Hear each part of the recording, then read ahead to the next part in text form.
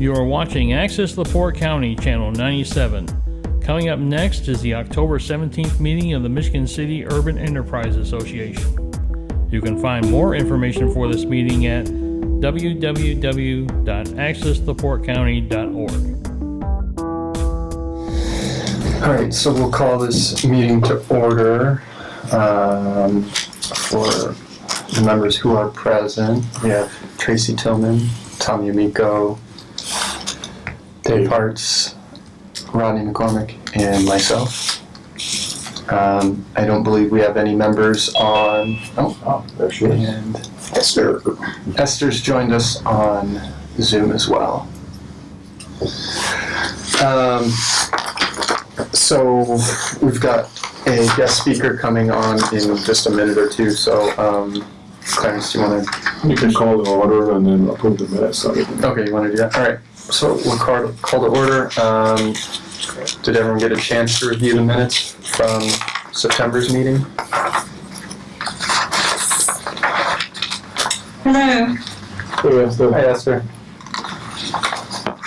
Motion to approve? Oh, Is it something else other than this? the packet letters. Thank you.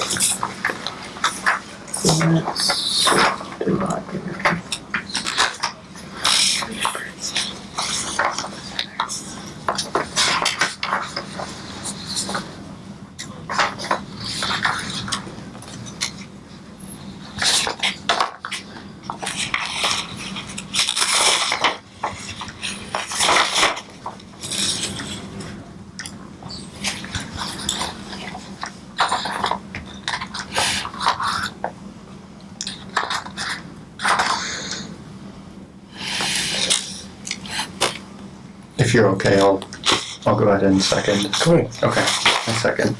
All in favor to approve September's minutes? Aye. Aye. Aye. Any opposed? All right, minutes for September are approved. And, We can keep moving until you pop up. okay, until he's ready. All right.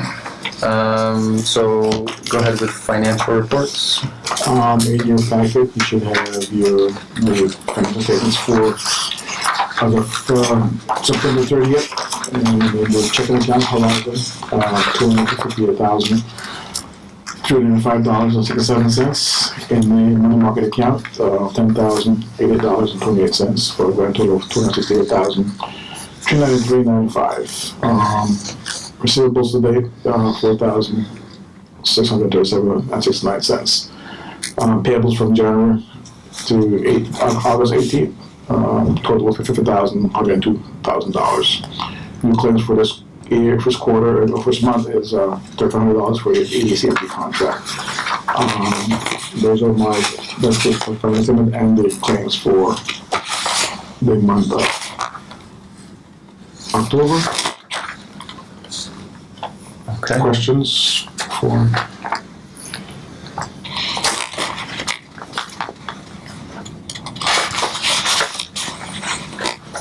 I don't think I had any questions. Was it this other packet that had, kind of our year-to-date for what is approved and what is in the next? Yeah, I was going to talk about it in my best report. Okay.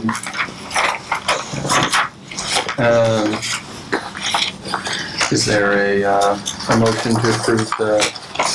Motion to accept the treasurer report. Second. Okay. All in favor to accept the financials? Aye. Aye. Any opposed? All right, motion carries. Thank you. In the director's report, there's no new applications for residential at this meeting. We have one from Upton Social, which is something a little more.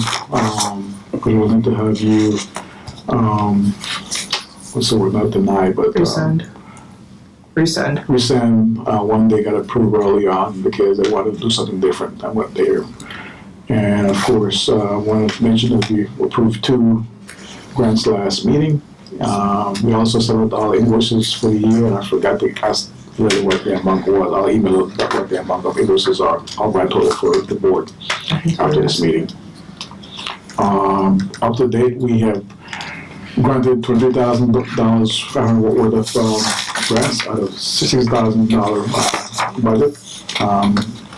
From the business grant, we've granted $44,212, just out of $120,000 for a grand total of $67,712.50. And in the back of your package, it lists all the grants that were applied for, who they were, and what they got.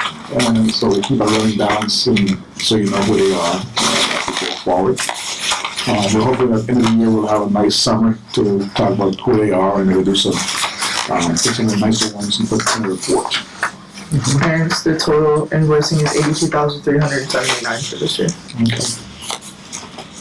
And usually we're hoping that those funds come to us by the end of the year, so we can make the year budget. Question coming from the report? That yearly balance is different from what? That is the invoicing for the EZVRs. That's the total amount that we have billed out this year. Different companies who have requested a tax abatement, so we know who they are right now, so we're sitting on the invoice so they can pay into the fund. Got it. So we And that's what the invoicing is. We're gonna get help to make sure that we're calculating all of it correctly. Is that in That's what regards to what you're addressing? we're working on the current. This is invoicing for the current. The Right, current year, right. which we're gonna We're gonna verify. address the back stuff. That way we just discovered that we did with some missing payments. Yes. That kind of stuff. So we can talk about when we get there. But yeah, so yes, it's the same thing we're doing. We just want to go back and make sure everything that's done in the past was with some different numbers, and so we're trying to figure out what are the right numbers, because we also think some companies got the incentive but didn't pay into the fund, and so we want to ensure that Say that again. some companies got the incentive but they didn't pay the required fee into the fund. So we need to go back to verify who they are, and also get them to pay to the fund. And we're going to talk about that at some point, or is it? Are we? That's, doing another, that? that's another agenda item for Okay. tonight. Okay. New business.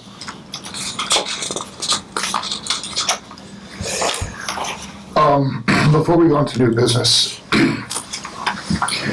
during the last two meetings, it's been brought to the attention of members that have been appointed by the mayor, and if they live in the zone, out of the zone, and so forth. After speaking with Clarence, it turns out that I do not live in the actual zone. I thought the mayor had done the appropriate background work to know. It is my desire to still sit on this board. In speaking with Clarence, I do have a second business that I run out of my house, but I am interested in leasing or renting property in the Michigan City, the zone. So first and foremost, I will not be able to vote on anything tonight. I wanted to bring that to the board's attention. I really, really appreciate and like the work that we're doing here, and I'd like to find a way to be able to stay on. In talking with Clarence, if I were to move the business into the zone, we could look at there's one business appointed seat that is open that I could transition to. But I wanted to present this to the group, let you discuss it, and then figure out a way to move forward.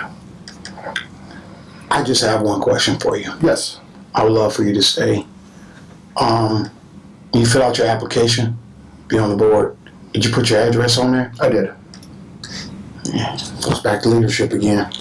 So, so effective right now, he can't vote on anything the board would want to vote on, which means we wouldn't have a quorum to vote on anything. So do that mean that all prior, It does actually, if you were to go legally. Legally, yes, But just hold up a not minute. his fault. not it, right, I understand that, Because- yes, yeah. There's a couple of things. Thank you for being the person that I thought you were. Thank you. I appreciate that. And moving forward, it comes back to the question that was asked by the new board member that's not here tonight. We just got to do it and do it right. We've got to put it down on paper so that we have the guidance that is needed so that we are doing things with decency and in order. Because that is no mistake of his. And his eagerness and his input has been very much appreciated. Yes. But you're setting yourself up, and you would be setting up the board if you weren't to follow the guidance that is put forward. That's what you would be doing. And I wouldn't recommend that for you or for the board moving forward. Now, finding some sort of an advisory committee outside of the board, aren't we allowed to be able to make that suggestion, an advisory committee to the board that the board could talk to and get advice from and work with on certain things to find out what is going on in certain parts of the city or the zone that we may not be familiar with. It could be a way to just kind of branch out if we had 3 or 4 members on the advisory committee to the board. I'm just thinking of a way to keep Dave hooked in. That's a good idea, but we got legislators downstate. They passed this. It's not an amendment to the city ordinance or anything. It would be, we're not legislators. It would have to be downstate. So we have to, state legislators pass these rules. And that's the hardest part about this. Because we just can't just amend this. We can't just amend this. And I don't want to give no advice without, we got legal representation, the city attorney or somebody, let them chime in on this one. Right. I hate to see you if you must leave. I've been on boards where it's just like, kind of like, you need people. Rules are constantly bent, and twisted and turned.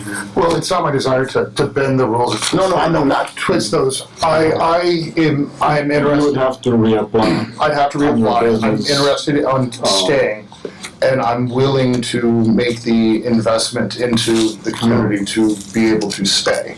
Well, could you get that application resubmitted before the next council meeting? Well, not tomorrow. Is it Show the notice. the business, is it council or mayor appointed? Mayor appointee, the mayor still has a business appointee, I think. The mayor still has one of each. And those things should be taken, and that's what I'm saying, there's guidelines for the mayor and the council to follow, so they have to follow those guidelines. I think the mayor has 4. So, If I remember What question? correctly. I have a question about it. Isn't it within the bounds that we can have committees that are not made up with board members though? That's what. See, that's what I'm you suggesting. can, it's just a matter of legally, Not advisory sometimes boards, but public committees. meetings and all that stuff, so it's a gray area, so I have to be careful when I give advice to the kids. These are public boards, so what can you say, you can't, so I'm very careful to say Legal yes advice or is, no. And you can't. So, And you wouldn't want that. No. You would want them to function the way that I suggested. Yeah. If they are hearing or seeing something that we're not familiar with, that they have good ties to, they're involved with it, they could bring to this table, that we could then partner with or support, then that would be the purpose of a committee member being connected. Can we connect and talk about how to look into that more? I don't really know where to start, but I'd love I to. have to talk to the city attorney, Right. or something like that, they have the rules and then how that's going to be structured. So you're gonna look into it with the city attorney? Can you do that for the group? Yes. And on the back end of that, you can reconsult with the administrator to see about you transitioning your business and resubmitting your application in that matter, and then council votes on it. And Okay. Yeah. Very good. Because I think he can probably advise us, but he can't really vote on anything. So, and that's totally different than being a board member. Correct. So all we need is He's a concerned citizen at that point. so right now, all we need is a ruling from the city attorney, correct, on anything right now. Until we get that, I think he should stay here until we at least get that ruling. Because none of us are here are attorneys, Yeah. and he already said he's gonna abstain from any voting, so. But they said that we can't vote anymore because the quorum just died. So, Right. so we can listen to the guest speaker. Yes, And then, so for lack of a quorum, this meeting is no longer a public meeting. So we will, Mr. Carson, how are you tonight? You have to announce it. You're on Open door law. We have to announce this. So I have a question. Yes, because of the lack of a quorum, this meeting is no longer a public meeting, and nothing that decided here tonight will be, there's some public record that nothing here would be talked about tonight is can be decided on or worked out. So we won't be conducting business. Yeah. Okay. So this is an advisory function, so. And I want to apologize for not being there, but I got a fever today and a sore throat and thought it best not to You're right. come on. You're doing the right thing. You're doing the right thing. Dennis, this is the Michigan City Urban Enterprise Zone Board, and so tonight we've been talking about some kind of strategic plan, and what I wanted to do was to just, number one, introduce the board to the Indiana Urban Enterprise Association, what you guys do, but also you can kind of give us a kind of a snapshot of what's happening around the state, what other urban enterprises are doing, and then allow the board to also ask questions and things that we may want to do or what other people are doing, and so more of an education, for us, and hopefully everybody can be open to learning from somebody who's been doing it for a while. So, Mr. Carson, the floor is yours. Sure, yeah. Good evening, thanks for having me. Thank you. As you said, I'm Dennis Carson. I'm chair of the Association of Indiana Enterprise Zones, and that is a body that is basically a group of us that have the enterprise zones across the state. It's an association of us, and where we trade information, network, do professional development. We also do advocacy down at the State House on behalf of the program.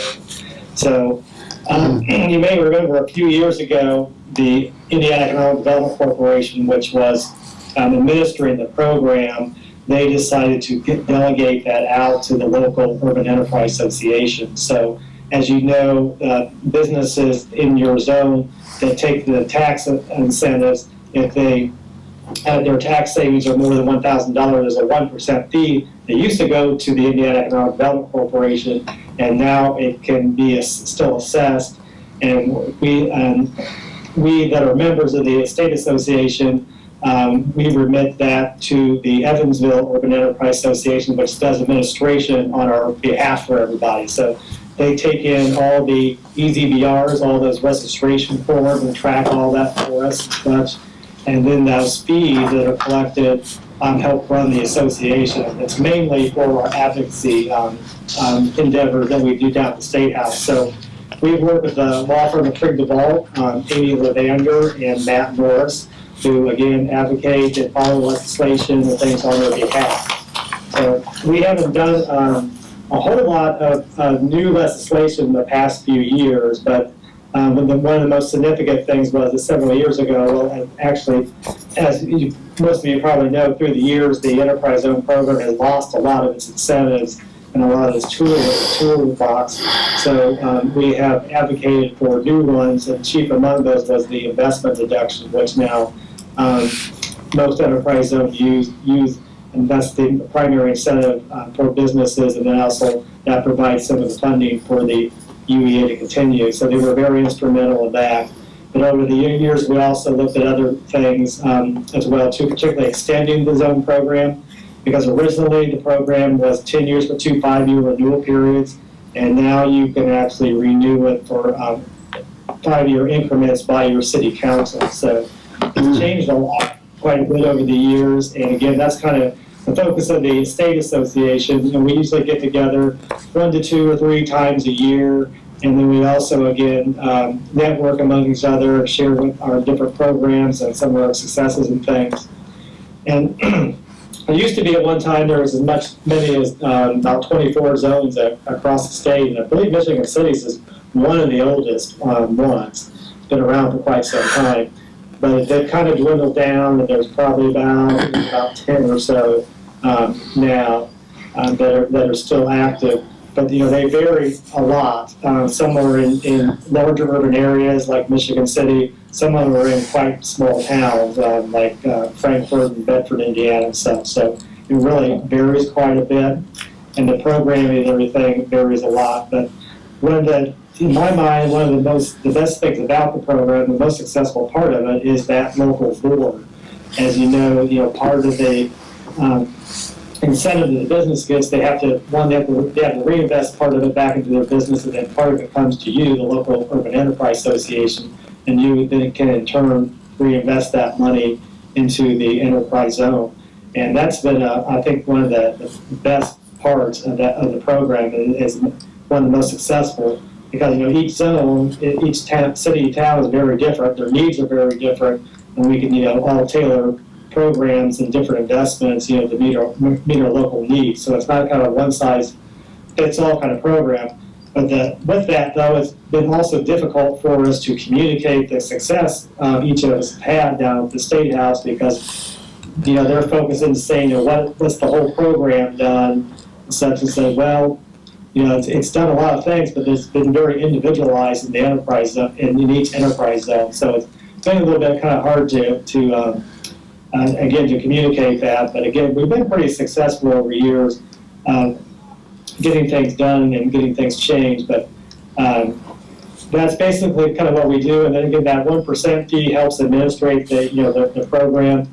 Jen Henderson down in Evansville does that administration for us. We just pay her a small amount to do that every year. And then actually each year, then the leftover funds from the program, after we pay Creek DeVault for advocacy services, and then Jen, the small amount we pay her, we actually remit that back to each urban enterprise association in their respective cities and towns. So I've been in my position since the one in Lafayette started back in '94, and again, we've changed a lot over the years. Our budget was really high at one time, $500,000, and now we're about on 130,000 or so. So we've changed quite a bit and done a lot of different things, but it's been I think a really rewarding program that has really met a lot of unique needs for our community.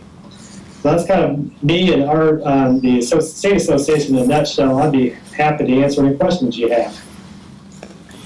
What are some of the things you guys are doing right now in Lafayette in terms of programming or initiatives in your zone? Yeah, our big thing that we've been focused on, and really we've kind of put all of our energy behind, is back in 2015, we started a co-working studio. It's called Matchbox. And again, that was started back in 2015, and now we have a little over 300 members, and we're doing a lot of programming around that. So we have an entrepreneurship development program that gets people kind of, takes them through some basic steps of starting and owning a business. And then we have an accelerator program for those who actually have an idea, started something, and then we try to accelerate them and grow them more. And then we do a lot of programming around the community itself to network people that are within the co-working space with each other. And we also have a small maker space as well too. So we help people prototype products and things as well too. So that's really what we've been focused most of our energies on. Again, because we don't have a lot of money, so that's been where we put the majority of our money. But then we do several one-off smaller projects. We supported a small housing initiative in one of our neighborhoods in the enterprise zone, and then we're supporting our local food bank right now with some money, because they're in the process of buying a space for a market for themselves for the food bank. Assessment tools. Have you done any kind of questionnaires in the community to find out what folks are thinking they need or would like to see? Yeah, we have done that in the past. Again, when we had a lot more money, like I said, when we had the budget of about $500,000 or so, we did a lot of strategic planning, a lot of assessment, a lot of public outreach, stuff in the enterprise zone. And we at that time, we had a whole bigger array of programs and things that we did, from to meet business needs and small businesses to neighborhood needs and things like that. And again, since our budget has gone down so much over the years, we just had to kind of select and prioritize. And again, now we're just focusing on just a few things. And those few things, are they coming from a think tank or just staff who are creating these ideas, or? or is it a continuation of things that you've thought of or worked on over the years? Yeah, actually, the co-working space idea came from an individual, within our area, who had introduced me to another organization in town that supported tech and entrepreneurship, and I got to know them, and and just kind of one thing led to another, where we thought this is a really good idea, and it's something that we don't have in our community. And back in 2015, there weren't really a whole lot of co-working spaces at that time, but it was something really intriguing that we figured that we could support small business. We've been trying to do that over the years, and try and generate new businesses. And this we felt like was a real opportunity to do that and provide something new and different in our community. And when we first opened up, we had a business plan, and we were hoping to have 25 members the first year and 75 members by 3 years. Well, we hit 75 members by 6 months, so we were just really encouraged by that. And there was a really kind of untapped need for something like that in our area, and again, it's been very successful since then. You mentioned a makerspace. What is included in that? Because we have makerspaces for kids with 3D stuff, but nothing really with equipment for, small business or adults to start a small business. Yeah, sure. Our makerspace is it's relatively small as well, because it's within the co-working studio, which our whole space is about 10,000 square feet, and the makerspace is about 2,000 square feet or so. When we first started opening up the co-working studio, we had the makerspace as well, in that we weren't really sure what the demand for that was going to be. And also, if you have a full-blown makerspace, what you're talking, major tools, woodworking shops, CNC machines, things like that, then it's a big investment. So, we haven't taken that step to go that far yet. That's one of our long-term goals, is to spin that out into a bigger space where we have more equipment and machinery. But we have probably about 10 3D printers, a laser cutter, and then small tools and things like that. So you can do some prototyping, and folks have done that. We've had a company that developed some drones and things like that, and then other smaller products and things that they can do, like again with 3D printing and things like that. So it's growing. That's the slow part of our space. The co-working piece has done really, really well. We have about 150 businesses represented there today, but we are starting to get more and more people that actually have a physical product, and they're able to do some of the prototyping there. We actually had one lady, Nikki Ramsey, who was on Shark Tank last year and actually got an investment. She prototyped her product in our makerspace. Wow. So that's pretty much, people come in, do their prototype, and then that's the extent of what you see them? Is that what you're seeing so far? Is that why it hasn't grown? There's not like a consistent use of it, or? Well, most of the people that are using the makerspace are also members of the space, so they come with it. When they need that to work on a product or something, they can go do that. Just that most of our members are software developers, or things that don't have a physical product. They have some sort of service. There's also a lot of folks in there that are from more traditional businesses. So we have people that are in the finance sector, real estate. We have writers, photographers, videographers. Really, a lot of independent, contractors, remote workers. There's a lot of variety. Oh, excellent. Thank you. Sure. Questions, comments? I'm here. Great stuff, Dave, Dennis. Dave Dennis. So, when is the next meeting being held for the EIZ? Do you know? Actually, I just said that today. It's November 1st at 10 o'clock. Okay. So if you didn't get the invite, I will make sure that you get that. Okay. Yeah, I didn't see it yet, so. That's 10 o'clock Eastern time. So, but this was good to hear what you guys are doing, and I guess next time we drive through Lafayette, we have to stop by. What's your makerspace or name? Is there a name or address? Yeah, it's Matchbox Co-working Studio, and the address is 17 South 6th Street. I sent it to you, Tommy. Okay. It's in your email. Okay. Awesome. It's right downtown. Very, very cool. Okay. If there are no more questions or comments, I'm gonna say thank you. We enjoyed hearing what you guys are doing, and anything else you don't want to add in terms of what's going on along the state? Anybody want to be doing something other than ordinary at all, other than 10 that's out there? I mean, I'll just say it's really important for us to be involved, particularly getting, down at the State House, because, the program has kind of ebbed and flowed over the years and such, and I think there were a lot of legislators that were hoping the program would go away, and it hasn't yet. So, I applaud the efforts of the other enterprise zone directors and our folks that we work with at Creek Develop that have kept things going and such. So, again, I think it's a really an effective program. Again, it's very unique because, as opposed to like tax abatement where all the money goes directly to the company, and under the enterprise zone program, some of that money comes back to the community and you guys can direct it to things. And that I think is really important. Mm-hmm. Mm-hmm. Excellent. Okay. Hey, well, thank you for your time. We do appreciate you taking the time off your evening and to come and talk to us. Absolutely. So, Thank you. Thank you very much. Thank We'll be in you. touch. So, Great to meet you all. You as well. thank you. It's a great snapshot.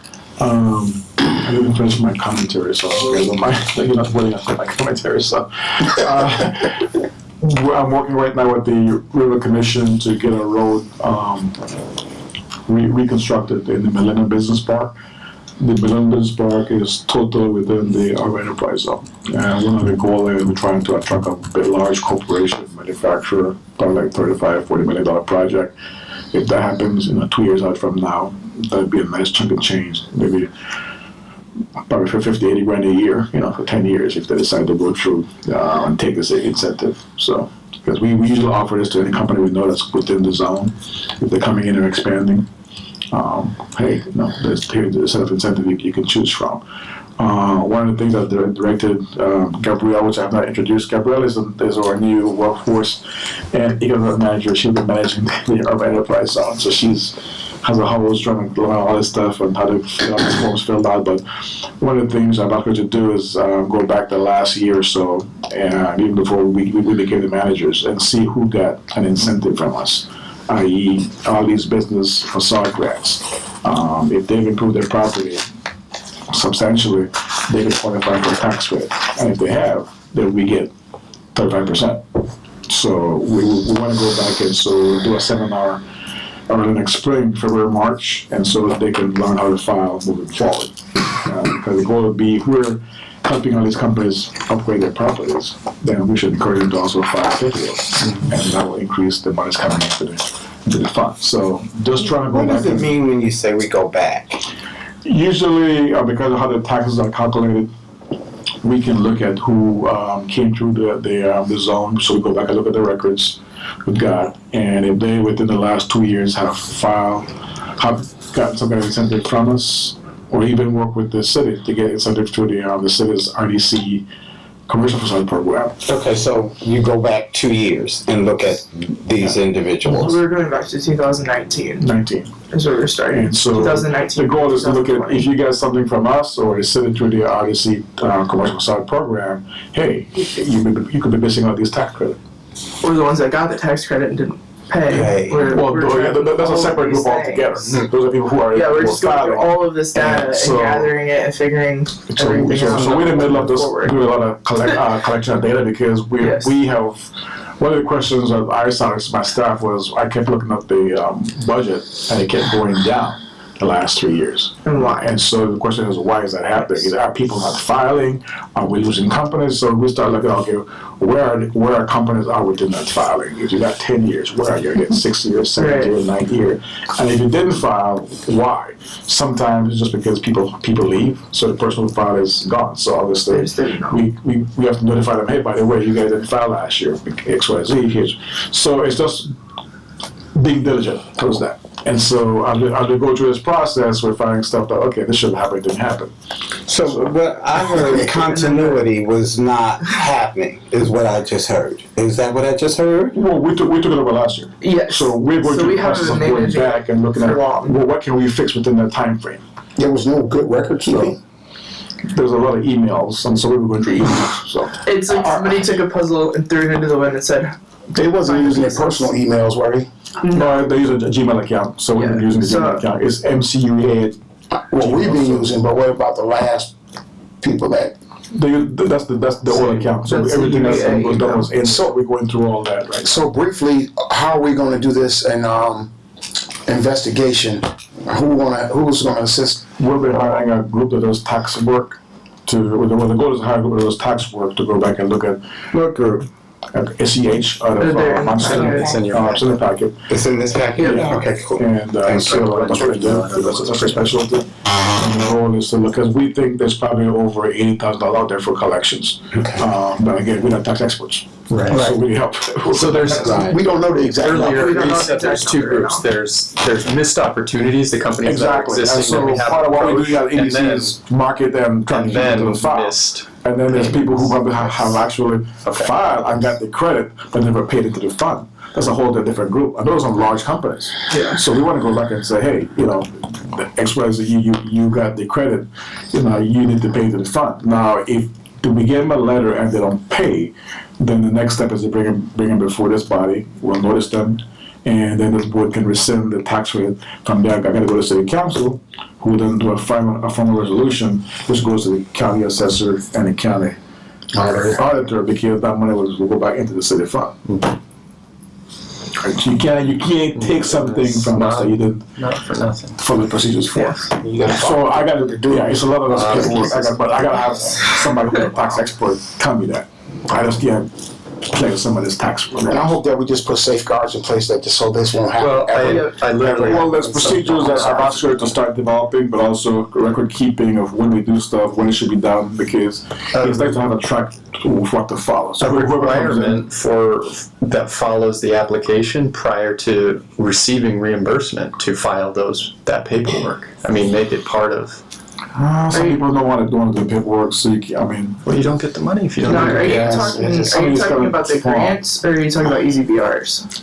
Well, I guess Because these we're- are two the separate. EZBRs, you don't have a choice on. The EZBR is what we're tracking down. Okay. Yeah, The- you're talking on that's a big chunk. EZBR is required payment by the company if they're in the zone. Yeah. Right. And took And they make a Right. choice if they want to. We- We just didn't have the communication, we didn't have the proper communication with the companies saying, hey, this is. Companies, state, auditor. And break that down Just even more, cop- Dave, there's a because lot you're of on to the right dots. thing. A lot of dots. The person, an individual in this office to keep up with those individuals, Right. to make sure that they are in compliance. Right. It's not being, I don't hear that person They're no exist. longer here.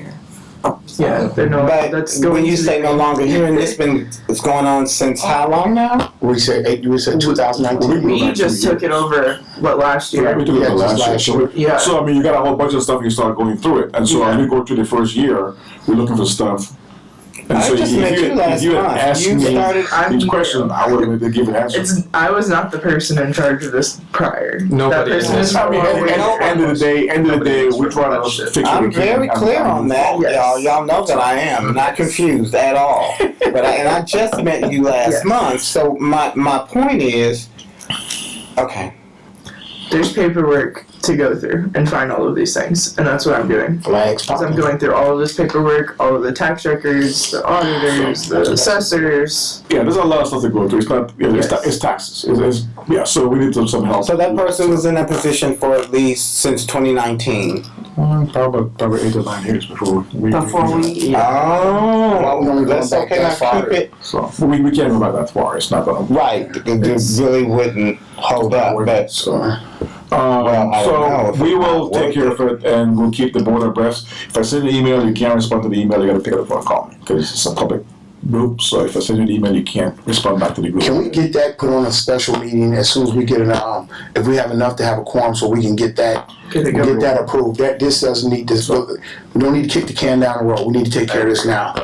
So if we can get a quorum together and get somebody here, literally a special meeting only take 15, 20 minutes. Yeah, I think we need to get that scheduled and done, so. Okay. We'll get a schedule. Okay. Next thing I've got in the works, not sure how many of you guys know what who Brookings Institution is, but it's a large national think tank, and also a group called Local Initiative Support Corporation. It's a national CDFI nonprofit that does economic development funding for communities. And we've been fortunate to be selected as what they call a small city initiative to how to promote and develop economic inclusion within the community. And so for a lot of people, it's like, over here, but FYI, any bank giving money, PNC, or Bank of America, these are people they bring to the table to assess the communities, and then they start looking at how they can fund their various projects within the community. So normally, a city this size never get chosen. It's the Chicagos, New Jerseys, the Pittsburgh, the Atlantas. They get this kind of help. And so we feel very lucky we're one of 3 cities that want to do a test program on. So the goal is to come here next year and start having these meetings, and they've asked us to put together a group of people who we've got to figure out what part of the town they want to look at. So we're talking east side, west side, because that's where we think most of the needs are. But they're going to give us some criteria of how to select the areas of the city. The whole idea is number one to do the lab, which means talk to people ask people what they want to see happen in the city. The city's got to be part of it, because I've told them that unless, if you're looking at 30 years of this investment, and one of the key structures in place that does that is city government. I mean, not trying to criticize Michigan City, it's just nationally, that's what happens. The cities disinvest in certain parts of the community, and then one day they decide they want to fix it, but they want to have a nonprofit or somebody else go do it. It's not going to work. The city got to come back to start looking at how they can rectify some of that stuff. Case in point, most of this, even like Michigan City, every year we put $500,000 in the fund to go do the demolitions. Well, that's wonderful. We're knocking down all homes, shit with all the drug dealers. What they don't do is put another $500,000, $1 million to do fix it, put something else back there, new homes, whatever. So over time, you just kill the community by having these empty gaps, and it becomes where people throw garbage and grass grows and people start leaving. And that's happened. That's not in Michigan. That's everywhere in this country. And so part of the group is part of the thing is to have this discussion on how we can fix those things moving forward.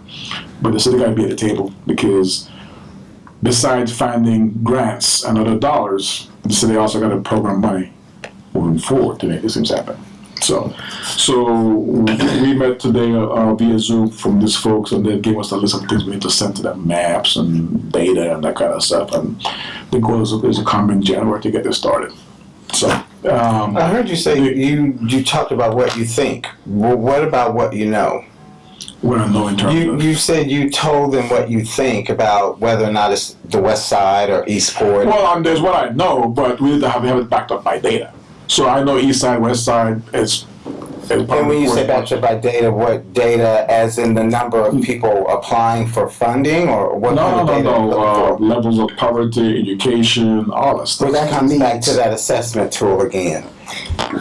I may be wrong for just speaking out of turn here, but how many conversations will there be regarding getting feedback from the community? Please, Jesus. Please, Jesus. And we now bringing in wanting to start another study. Once you have the conversation, the key player who needs to be there needs to be the one moving forward. And that's the city. The city has to be at the table. And when I say city, I don't mean on the mayor and city council. No. I mean all the different bodies under the city. Because one of the things that you have to organize with a city government is that everybody got to be speaking the same language, the same page. I'm talking water, sewer, RDC, because I've seen not only in Michigan City, other cities where the mayor wants to do this, or the council to go this way, but the water department is going that way. Sewers are over there, so there's no cohesion. So who suffers? The people. Yeah. So I hear what you're saying, because you're right. We can talk all day long. Yeah. But unless we have, and so the key here for me is, I told these guys, we need to build capacity within the community. That's the key. It's going to take the people in the community who want to make it happen. So how do we make this happen in the community? People from key leaders in the community, do it starting nonprofits. Because there's money you can go get out there from foundations. But you got to be ready. So who are these people we can identify in the community who want to do that? To make that Okay, let me stop you right there. So when you say the people that we need to identify, we've identified them repeatedly. So Well, where are they right now? They've got They don't never get a chance to come to the table. Exactly. And the needs of the people is different than the needs of the city or the people that's looking to get a vote to be reelected or be elected. We need to start focusing on the people. But the city, the people Because they're going to be here long after the other companies and all the other people that's coming here with all these great ideas for us. They're going to leave, and then we're here with the idea they created for us. And that's part of the conversation. Because they'll tell you that they're not here to do anything for you except hear what you got to say and to show you how to get it done. They won't do it for you. I mean, that's been very clear the whole time. So the question is, they're like, we're outsiders. what is the avenue to get the voices heard? I mean, what does that forum actually look like? You got to show up. And to get this cohesion. And consistently. when and where and how? Consistently. That's been the key. And I mean, is that No, I don't think that's the key. Well, you got to show up. You got to show up. No, I still don't think that that's the key. Because if there is no trust, people not going to show up. So you got to build trust first. And that's coming back and addressing what Tracy is saying and also what Dave has been saying all along about the involvement of the community, bringing people with a voice to even provide information. And I still hope that guy that you were talking about bringing still can come. I want to go back there on that. But I'm still a little perplexed because if we're talking about being a part of a study with two other small cities, I'm not going to ask the question why. I'm not, because it doesn't matter. But I am going to say, if they're going to study what we're doing here and what we clearly, and I guess we can kind of take ownership to it right now because we're part of this board, what we're doing right now is really kind of cleaning up a lot of mess. It's sounding like what I'm hearing. And for someone to come in and evaluate or to be a part of this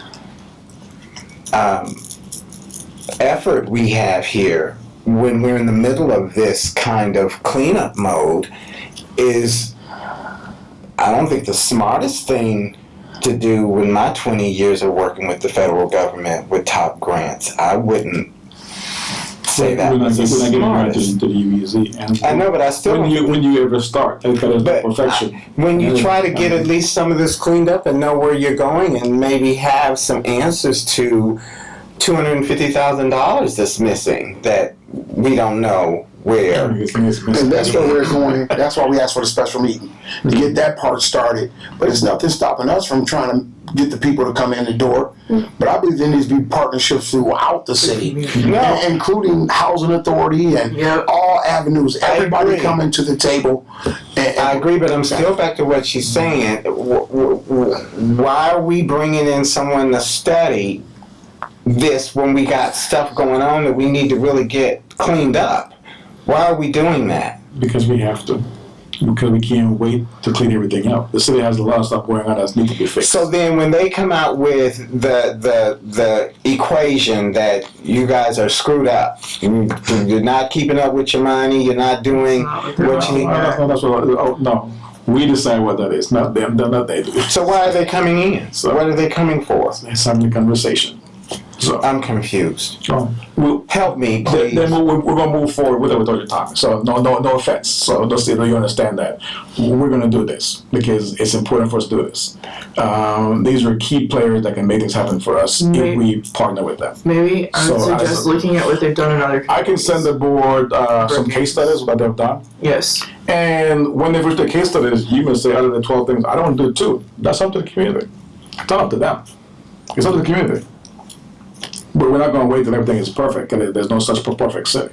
I never said that, but you I made mean, it we clear. can have the best mayor, You're the best clear. council, and You're clear. a whole lot of stuff. We can move on. You're clear. So, You're clear. but we're moving forward. That's, You're clear. That's FYI. So, working with a group called Alliance for Community Business. What they do is, if you heard of the Hatchery in Chicago, they run a 54 commercial kitchen. And so one of the things we're trying to get them to do here is to do microloans from $500 to $25,000. And one of the good things we like about them is they don't follow a credit score. They look at your payment history. So a lot of companies are trying to move away from the credit score because it impacts minorities or people of color. And so we're talking to them about providing a service here at some point. They would use our office as their base. So you call a number in Chicago and set up an appointment, and they'll meet you here. The same thing we do right now for SBDC. You don't go to Crown Point. You call a number, they come here, so you don't have to travel an hour to get business counsel and that kind of stuff. So. You said microloans? Yeah. Okay. For a commercial kitchen, right? No, we would like that's a whole other issue. That'd be nice, but they run the hatchery is 54, and it's just beautiful what they do out there, and they've got a lot of people who have food trucks, catering. I mean, it's a big operation. We couldn't handle 54 kitchens here. 2 or 3 commercial kitchens I could see in Michigan City, but what that has done is spread a lot of new restaurants. Because a lot of people get into the restaurant business and fail because they don't understand what it takes to run a restaurant. Now they can cook, but they don't know how to handle the books and all that, taxes and all that stuff. So this kind of gets you in the door. You can do month-to-month lease. You can go 6 months. You can go a year, but at least you can get your feet wet before you go sign a 5-year lease and lose all your savings. We'll do that, haven't we? Well, yeah. So I think so. I mean, so. My thing is let's get them here first, let them start doing the loan program, and then we can go from there. But I'm Just curious, so if this comes here, is this only for people that's in the UEZ? for the whole city. For the whole city? Yeah, for the whole Oh, city. that's cool. Yeah, for the whole city. But I mean, we see it as an added benefit in the community because we did a study about 2 years ago that showed within 30 miles of Mission City, there's a lot of people who want to start and want a business. And so the question is, how do we provide that to people? Because you don't have to be in Mission City. Our goal would be to have Mission City be the hub of all those people from Southwest Michigan, LaPorte, Chesterton. They come here and get business counseling because whether they put the business here or not, they will come here and do business. So Where is that We're trying to work on doing a co-working space at some point. So we'll talk to the feds about doing that at some point. So that's what we can make it available. Oh, okay, because I'd like to see that. So right now, this is in Chicago. This group is abroad in Chicago. But They actually have it running and doing it in Chicago. Oh yeah. There's co-working spaces closer too if you want to go check some out. So Yeah, I was thinking maybe we do a field trip and go look at this as a group. There's a new one opening in Valpo, There actually. is. Yeah. Oh yeah. There's that wonderful one in Hammond called Green Cow that's very successful. Very cool. So I think I've there's, seen that one. yeah, I mean there's a bunch of models out there. I mean, of course, the one everybody is aware of is the commercial one that's for profit. We work. That's big money. We work as national co-working space and it's big bucks. But there's a lot of nonprofits starting them, and so after we did the study, we thought about doing one in the downtown for small business. And the goal would be to get people who want to start a business, get them help, get them money within that space. Again, we provide a space. We don't do that. We can't tell you how to spend your money and do a business plan for you. But we know people who want to come here and do that. So the goal is to provide a space for them to come and do that. So. Not really with this, but in regards to the double track, so with the retail that's gonna be in the new building, will they have that opportunity to utilize that space or because we know that there's gonna be retail space, are we getting or are you receiving inquiries about the space for businesses to go in? Yes, but that's going to be high-end space, as in high rent, because they're looking about 5,000 to 10,000 square feet of space. So, I mean, right now, in downtown Michigan City, the average rent is $15 per square foot. But anything new, it's probably looking at probably 2025. So that's, yeah. So the makeup of Michigan City is going to be totally different within the next 3 to 4 years, huh? So, because I say 50 because that's, they call it second or third generation space. You know, older buildings, that older carpet. Once it's brand new, the price goes up.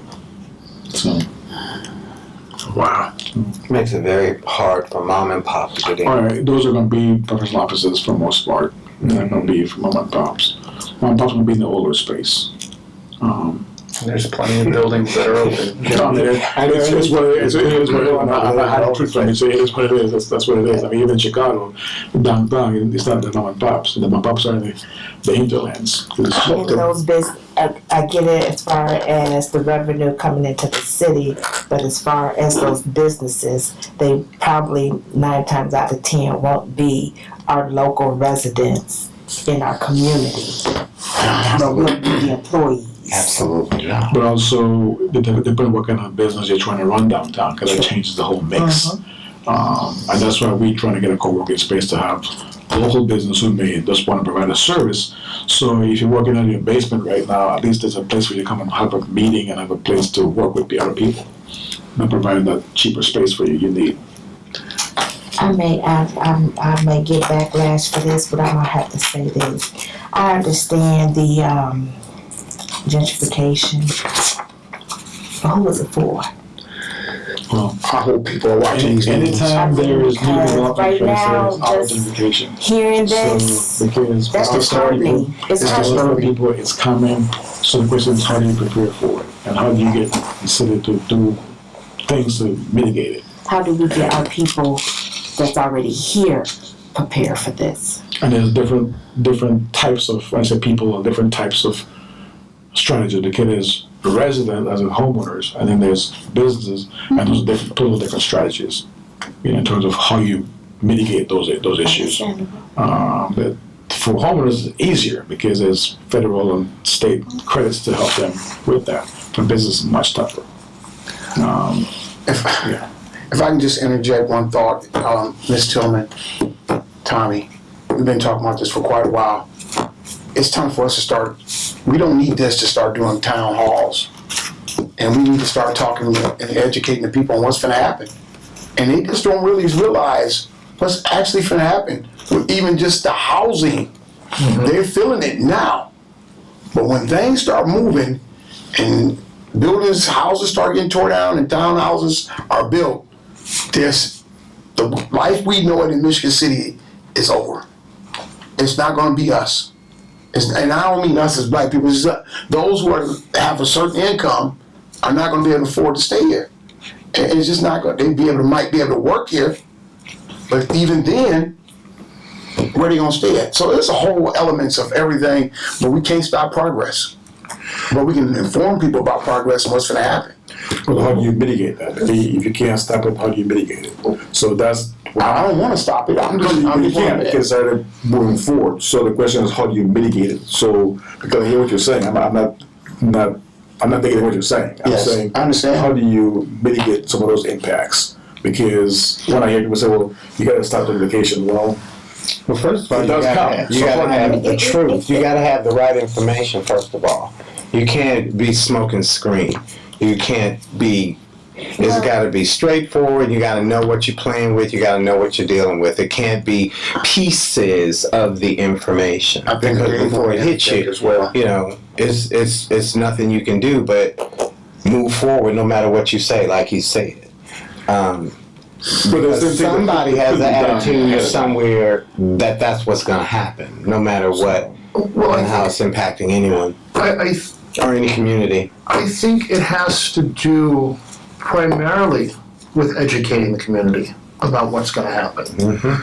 We're, to use a really bad metaphor, we can't stop this train. No, I said No, everybody's aware of that. We just, like I said, the truth. But we have to look at educating the community. And then we as a community, we as leaders, listen, there are grant programs out there, there are companies out there that want to invest into the community. Not necessarily businesses, but help our citizens stay There's here. foundation money out there. Foundation money. We've got to help people find the dollars and be true servants to them, to allow them to stay. That's my biggest fear as well with all of this, is the gentrification of the city. And I mean, what do you the do? city got to be a huge player, and the city has to do business differently. So, as I said, I don't mean you. I mean, our government structure has to start adapting much faster than it has been to its residents. And I hear what you're saying, Dave, and you're absolutely So- right, but unfortunately, that's not the case. It's just, it's not. The city has a waiting list for the funding Information. for folks. If they want to get support from the city, they gotta wait 2 or 3 years to even be heard of. And the foundations around town, the stipulations from having homeowners insurance to your taxes being paid up, just like with this, it's very difficult for these people that you're talking about to get the support. So it's, the train is gone. It's out of the station. We know that. But what are we, and I hear what Clarence is saying, but there's some pieces that I still feel like are missing, because the education comes from people who really care about what is about to happen to others. And we're trying to say to them very clearly, you're not going to be able to stop it. But at least maybe you can do this or have this or be a part of that. All of those are the kinds of things that I think we would want to offer to people, because anything else other than that is Create just options. yeah. I mean, Are you talking amenities? Are you talking jobs? Are you talking housing? Because I hear what you're saying, but there's so many things in that statement you just said that I can't even think of what all the answers are. yeah, it's a lot. Because when I think about this lot right out here, Yeah. from 4th Street to almost Michigan Boulevard, when that happened and these buildings were built, I was home. And I can remember that this was supposed to be high end. These were supposed to be, it was supposed to be happening. This was supposed to be jumping. It's vacant lots. Yeah. It's vacant lots, and we're still talking about urban enterprise zone. What happened? This is downtown. This is uptown. Michigan City, you are uptown. As far north as you can go. And you got almost 3.5 lots blank. Come on. It ain't gonna stay. It's something else going on here. Y'all need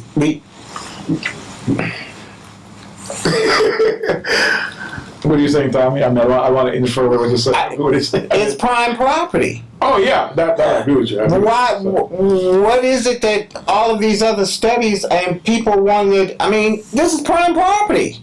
What? Like, why not yet? Is that what you're asking? Yeah, I mean, if investors are coming here and they're investing, and we know the lake is the key, you know, it's around the water, but I mean, if it's really about, you know, developing the city and building the city and making it strong and vibrant and sustainable, this is uptown. This is prime property.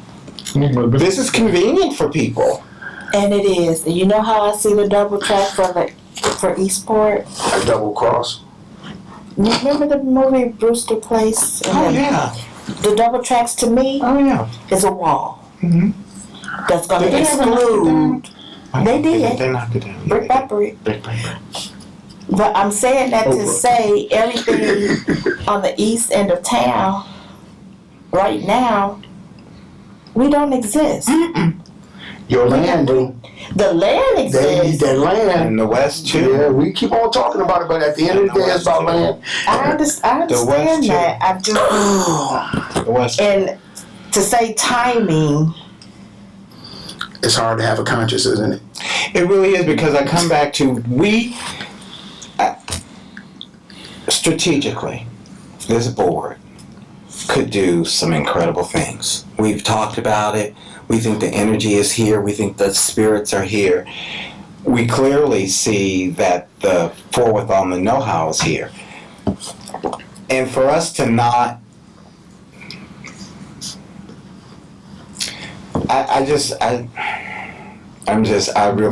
I feel really sad about what I'm hearing. I just feel like it's just really gone out of control and that there's really nothing we can do to slow it down and to get people educated. It seems like it's just really, There's no slowing it's down. gone someplace. Well, it's not far out of hand. I mean, it's moving forward, but I don't think all is lost, I guess is what I would say. Because I think there's enough time to make some things happen, which would take the city to do something a little differently. Because I asked the question, where is the area in the urban enterprise zone that is in most need? Do we know that? I mean, how do you quantify need? That's where you have to find out. You have to do the surveys. You have to get out there to do the questionnaires. You have to find out from people what the needs are, and we're then you talking have about to us, do the board. right. And and the along zone with the city specifically. planner, Yeah. you work together. That normally is sitting here with us at this table to find out. Because if you find out that a community needs medical attention and they have to drive all the way out south to get that, and everybody in 6 or 7 blocks, percentage-wise, are over the age of 75, are we taking care of citizens? Hell no. No, we're not. And if we don't know they exist, by doing some sort of questionnaire, because we're not going to do an IRB survey. I know you're never going to pay for that to get done. But we can do a questionnaire. We can find out where people are, and we can ask questions. What do you want to see? What do you think you need? I just know that it hasn't happened.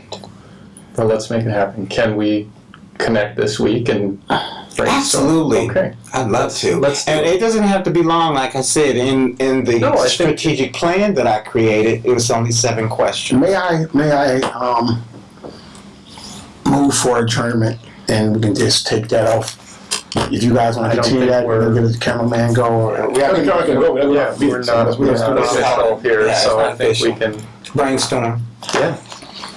I mean, I love it. I agree, but we can kind of, I agree with everything that's been said, but taking the step Some of the stuff to was fixed. do something to about make it it. happen. That's key because- let's do take it. that step then. That's why you can't come to work. It's best that everybody knows. It's on the open, no, just chill. And in the past, there's been some looking to get that changed, but then there were a couple people back then when I first got here who owned a lot of property who would let that happen. So you always go back to that part too. Divided interest. So I'm not saying that probably less than I had before, but Tommy, I heard. So If you don't hear that's from been a me, big feel issue free to reach out, but I do want to try Cool, Doc, let's do it. People live in squalor.